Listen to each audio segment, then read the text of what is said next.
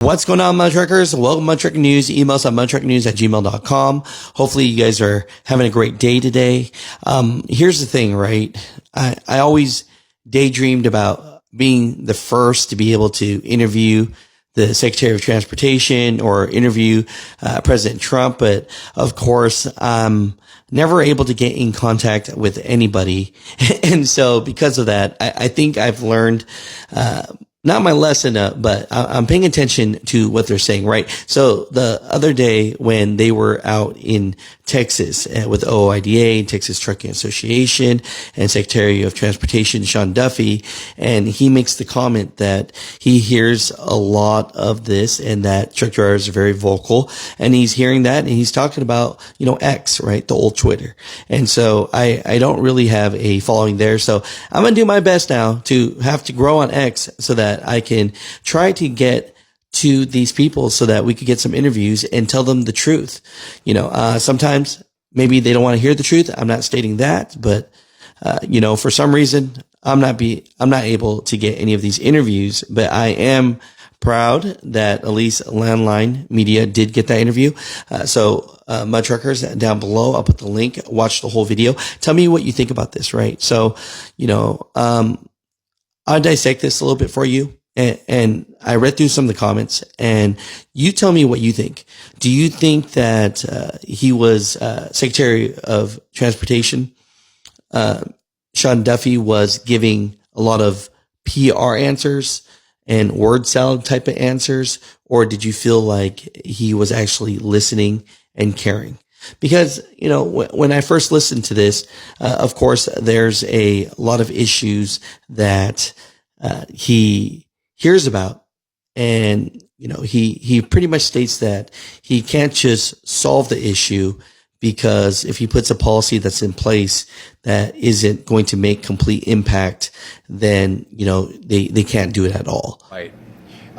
You want to make sure the change that you make is lasting and has a true impact. And so what we're doing now is, even on, for trucker parking, we're thinking through, where do we get the resources? How do we partner? Where can we invest? So the problem is a really simple problem. But the answer becomes a little more complicated, thinking through how would we deploy a set of policies to improve parking for our truckers. And we're working on that, as well as, when we have truckers coming in from specifically Mexico, or in Canada, and having one destination, then going to multiple others, it becomes a little harder to enforce. So we're thinking through that process, and I think as we do that, we're going to get to a good place on what our rules should look like and how we can enforce them. If you guys have complaints, keep on tagging him. I'm starting to tag him on everywhere. So I'm jumping on an X and I'm tagging him a lot as well, because we do have these major problems that we have, right? He talked about how rolling back English proficiency was easier to do, but other problems like truck parking issue and other problems like a broker transparency, which truck drivers care about, is harder for him to fix. Broker transparency, and I heard you all talking earlier a little bit about this, but broker fraud, as you have probably learned if you didn't know before, is a huge issue out there. Broker transparency, especially. FMCSA is making some progress on that. We're seeing some action, which is very welcome. But talk a little bit about that and assure people, I suppose, that this is not going to be just the only step. It's the first step toward keeping these folks accountable. Yeah, so it's a great question. This is an issue that I didn't know existed either on the broker side, but obviously Motor Carriers has been following this for some time. So I've had a number of meetings on this issue, and again, it gets to be a little bit complicated on how do we root out the bad players and not put rules in place that are burdensome and harmful and hurtful to the good players. And I'm trying to think, is it really harder to fix? Because, someone made this comment down below. When you get in an Uber, after you're done with your Uber, right, you see the price points. When you buy a house, you look at you look at your contract. It tells you exactly how much the realtor is making. So what's the issue here? Why can't freight brokers tell the carrier or owner operator how much money he made off of that, right? What's the problem? Because I'll tell you this, if he makes money and the truck driver makes a lot of money, I don't see anyone complaining. I don't see anyone pocket watching if the truck driver is making what he needs on his end. And the problem that we're having is that the truck driver sometimes is taking loads for $1 a mile, knowing that they're not making any money at all. And I know that they say, hey, that's an excuse. Just don't take the load.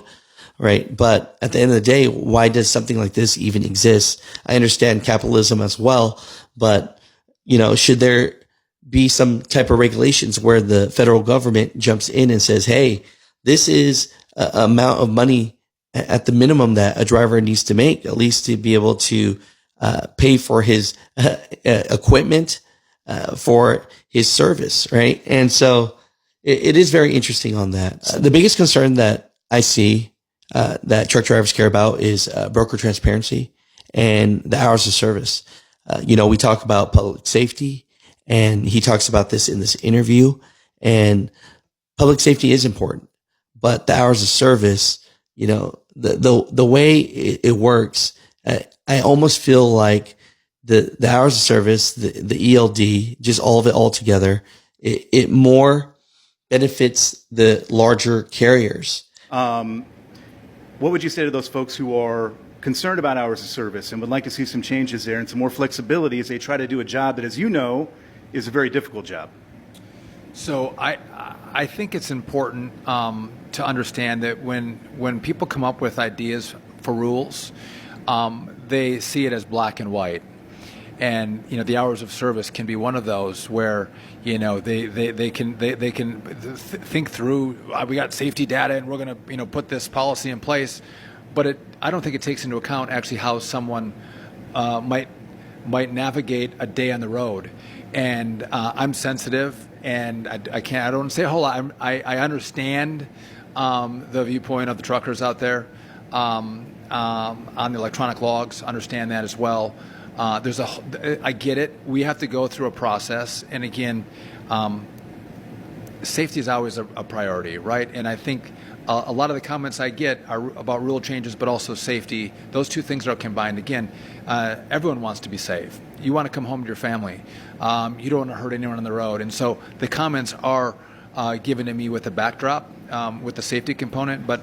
We have to. There's a very specific process that we have to go through at USDOT. But maybe I'll leave the simple answer is, I get it. I understand the point, and you don't find a lot of disagreement from me. The ELD and the hours of service benefits the big carriers, right? The only advance that owner operators have is that, hey, we could drive the speed limit.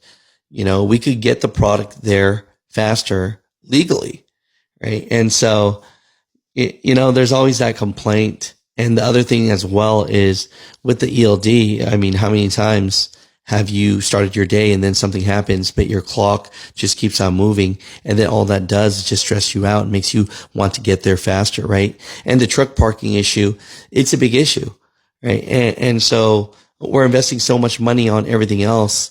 Why can't we invest more money on rest areas and maybe invest more money on helping even these truck stops, right?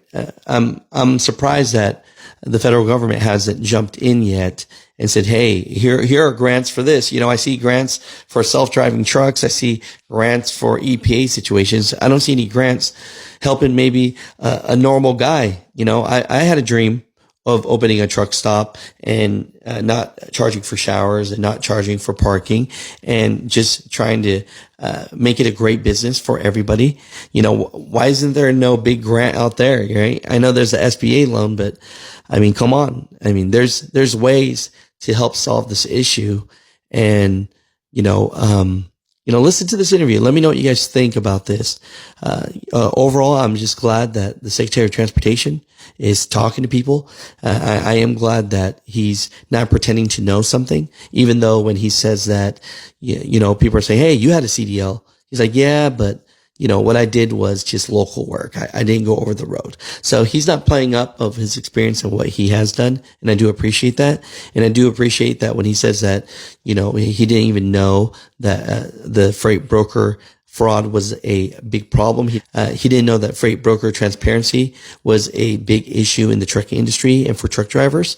And so he's learning about all these things, right? And so, I do appreciate him for being honest about that. But from this interview, what do you see? Is he giving the PR answer, or is he going to help make a big change? Mother truckers, comment down below. But appreciate Landline for getting that interview. Thank you for getting that word out there, and I'll put that link down below. Hey, at least they're asking the right questions, so I do appreciate it.